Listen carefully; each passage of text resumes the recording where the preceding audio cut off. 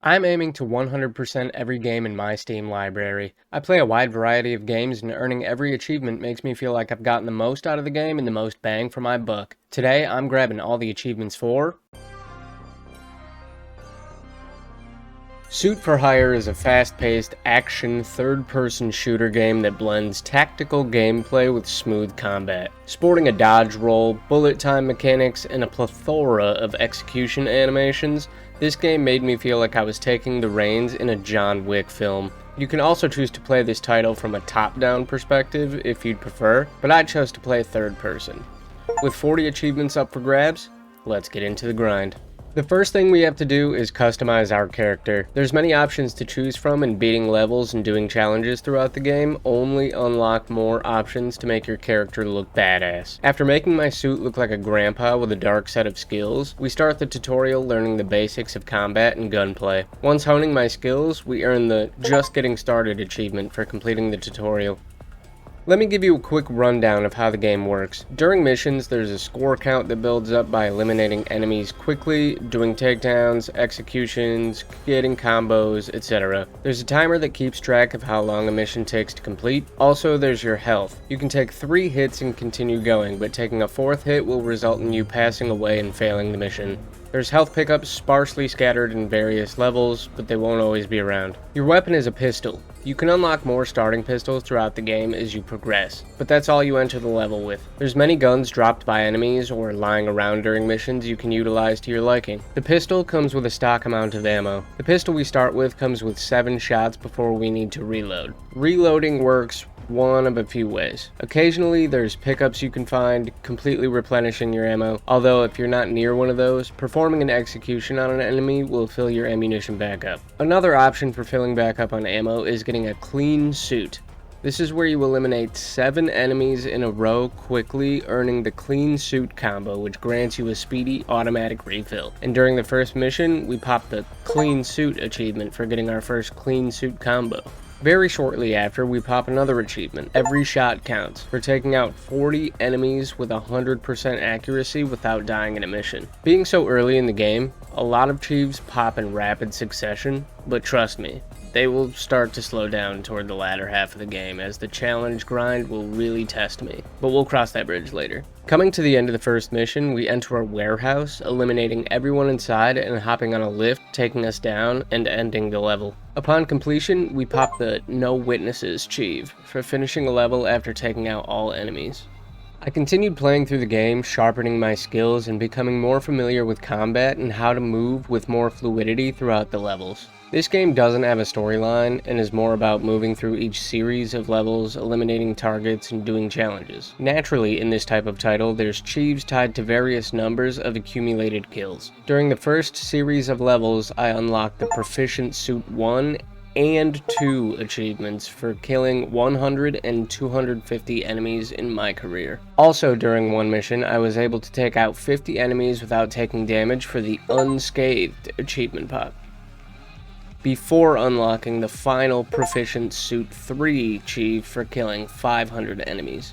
There's a bunch of weapons we can utilize during missions, such as shotguns, SMGs, assault rifles, and a couple different melee weapons. When picking these up, they act as a secondary weapon to your trusty pistol. Making use of these weapons and taking out 30 enemies in a single mission and completing the first series of missions earns us the double pop, getting the Improvise, Adapt, Overcome, and Contract Complete achievements. Moving on to the Miami series, I set off trying to make it through the levels naturally, popping any achievements that came along the way, saving the grindy and specific ones for later on. There's achieve for completing each series of missions, so that was my primary goal. However, at some point during the Miami series, I randomly popped the Jack of All Trades achievement. I'm not really sure how I got this. It's for getting 10 kills in 10 seconds with 4 different weapons, which I definitely didn't do right here, but I'll take it. Pressing on through the rest of the levels, we eventually come to the end and earn the Vacation's Over achievement pop for completing the Miami series. After Miami is wrapped up, we head into the Roma series. There is a level in this series that takes me to a flooded subway system. After battling my way through the train cars, I notice a small yellow figurine floating on the other side of the water. After parkouring my way over to the ledge, I was able to pick it up, and upon completing the level, I snagged the game is afoot achievement for uncovering our first secret. There's several of these scattered throughout various levels that I'll need to find for Achieve later on. Both the campaign and Miami series have the most levels within them. Any of the series after those have about half the levels for some reason. With this being said, it didn't take long before we were able to grab the Time for a Coffee achievement for completing the Roma series. The Sahara series is up next. Before we're able to speedrun a few of these Chieves, there was one more that I grabbed that I got out of pure luck, I think. I kicked open this door and was met with many enemies. Funneling them into the doorway, I clipped an explosive barrel and just kept shooting. This is when the quintuple in one achievement popped for getting 5 kills in 1 second. This happened during the last level in the Sahara series, and when we finished up the level, we were awarded with the Comb the Desert achievement pop. Now is the point where I didn't really pop any more miscellaneous Chieves for a while. I continued through the game grabbing all the achievements for completing the remaining series in order. The Caribbean series, the Sydney series, and then I made my way through the last series being in Tokyo. When completing Tokyo, I got a triple pop having completed the Tokyo series, every level in the game, and having unlocked all of the primary weapons.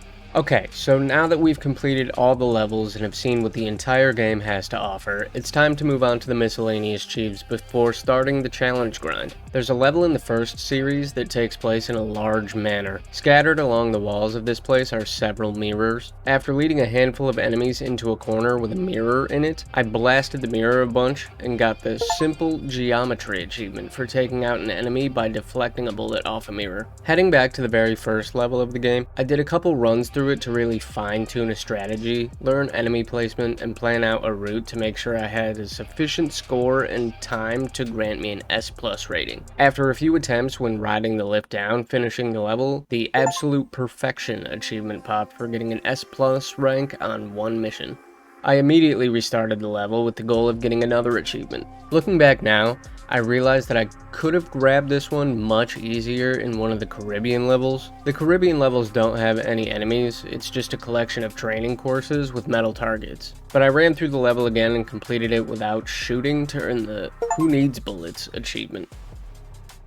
Loading up a random level, I went in with the goal of secluding a melee enemy away from the others. After taking out a few others, I left one of them alive so it was just the two of us. I waited patiently for him to take a swing at me so I could dodge at the right moment to land a perfect dodge. After a few minutes of dancing around with this dude, I popped the Can't Touch Me Chief for getting 10 perfect dodges in a row. During the same level, I decided to grab another Chief. I always end up making things harder on myself than they need to be. In this case, that means trying to get this Chief while having full health. It took quite some time, but I needed to let this group kill me 20 times. After losing count a few times and taking like 15 minutes, I felt I was over 20. All I had to do was complete the level now, and when I did, I got the Skill Issue achievement pop for completing a mission with 20+ deaths. Standard missions usually have you starting, making it through a few areas with loading screens acting as checkpoints, and eventually finding the exit location. However, there are a handful of arena levels. Arenas are a small to medium set piece of a level that has continuously spawning waves of enemies coming after you until you reach the last wave, taking everyone out. There's several of these throughout the mini series, and you have to complete most of them without taking any damage to complete the game's long list of challenges. Starting with the first one, I spent some time replaying it until I beat it without getting hit, popping the Are You Not Entertained achievement for that. The first two series in the game are the Campaign and the Miami series. Finishing a level earns you a letter grade based on your performance, as we know from the S+ achievement we got earlier. Both Campaign and Miami have 7 levels within them, and I spent the next little while replaying through those to raise my letter grades to get an A rank in all 14 missions to earn the Hotline Vice achievement pop. Then I had to tighten and raise my grades even more, specifically in the Campaign series, to get S rank in all 7 of its levels, and upon doing so, I popped the Wicked achievement. There's a few more specific miscellaneous achievements left to scoop up, but before doing any of those, I set my sights on the remaining challenges for every level. Throughout my initial playthrough, I completed many of the challenges naturally just by playing. Each mission has 3 challenges you need to complete, ranging from environmental kills, not taking any damage, stealth takedowns, time limits, etc. I didn't record my entire journey to complete every challenge because there were so many of them, and only a few of them really griefed me along the way. Wrapping up the challenge list for each series rewards us with some Chiefs. The Campaign Series, Caribbean Series, Sydney Series, Roma Series, Tokyo Series, Sahara Series, and finishing the Miami series gets us another double pop for completing all challenges in the game. There's only 3 achievements remaining. The first one I wanted to get out of the way was one of the more annoying ones. It doesn't seem too complicated on paper, but it proved to be more difficult than I expected. I had to eliminate 10 enemies in a single level by kicking a door into them. Doors can be opened or kicked off the hinges, and if kicked, it will take out an enemy upon contact. However, the door is a one-time use. The door will just be lying there after it's been kicked off the hinges, but you can't kick it again. Also, if a door has been opened by myself or an enemy, I would have to try to use my body to nudge the door into a position to be kicked. Half the time, I would miss an enemy or run out of doors before I reached the 10 kills. But after kiting enemies around and strategically angling myself for a kick, I killed the 10th enemy, earning the Knock Knock achievement pop. Focusing back on the letter grading system, we now head in the opposite direction. We want to earn a low letter grade and achieve a D rank. I tried playing a few missions, taking a long time to complete them with many deaths and a low accuracy score, but I couldn't get lower than a C rank. After doing a little digging, I was informed of a strat where I had to go to one of the target practice courses and equip a certain modifier. The modifier will cause you to die if you stand still for 3 seconds. Having this equipped, dying a few times, shooting several clips into the ground, and waiting the timer out long enough earns us the D rank and popped the Participation Award achievement. The final achieve is for finding all the collectibles. This is kind of a weird game to have collectibles in if you ask me, but it is what it is. While doing the challenges, there were several levels that tasked you with grabbing all the collectibles as a challenge, so I knew I didn't have very many left to find. Turns out I was only missing 3 of them, and there was no way in hell I was scouring each level to find a handful that I had left. I found a nice video guide and set off to grab the rest. Snagging the last one popped the final problem chief. Pretty fitting name at this point. And that's it, all Soup for Hire achievements in the bag. This game was a blast to play and I had so much fun with my experience playing it. There isn't a story and that's okay. Not every game needs to have a well thought out plot with a cast of characters, twists and turns, and a definitive ending. Sometimes an arcade style game testing your skills and perseverance can be just enough to satisfy. It felt good beating the list of challenges, getting a better time in a level, and earning higher letter grades. Chaining together combos and flashy kills felt so clean and fun. Do I think the latter series fell short, only having half the levels of the first few? Yes. But the game is what it is, and it didn't overstay its welcome. I would recommend this game if you're looking for something fun, challenging, and something to play where you're constantly besting your own self. If you're still here, thank you for reaching the end of the video. Your support means more than you know. Don't forget to subscribe if you haven't already, and maybe hit that like button. Something cool may happen if you do. You never know. Have a good rest of your day. Take care of yourselves. And I'll see you in another video. Smooches.